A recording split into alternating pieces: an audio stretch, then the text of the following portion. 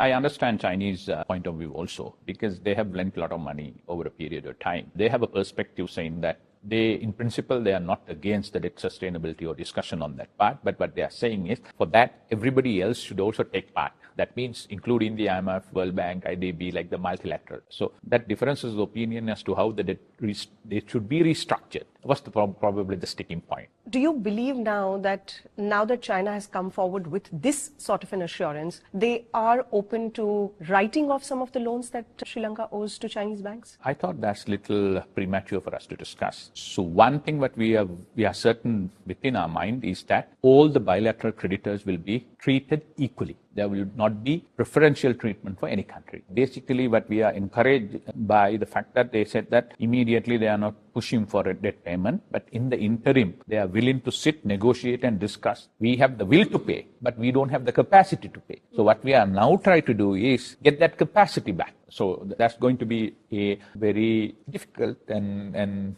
serious discussion. China has proposed further investments in the Hambantota port in southern Sri Lanka. These are again loan-backed large-scale infrastructure projects that somewhere were the reason why Sri Lanka accumulated this sort of a debt pile. Is this a feasible way to go forward in the current circumstances, these type of projects? Going forward, I don't think that we will take loans and build projects which are not sustainable, which don't have returns, which don't have a clear pathway for repayment. But we are looking at primarily is investment, and probably on renewable energy, energy security, as a regional hub, hospitality trade, which we have not fully realized given the potential what Sri Lanka has. Some of the tougher measures and reforms you've taken, like the tax hikes or the cut in subsidies for fuel and electricity, more such measures are in store going forward to achieve your tough targets? I think the worst is over. The most of the tough decisions we have already taken, some of them that you mentioned, tax hike. We cannot hike the tax anything more than that, but we can probably expand the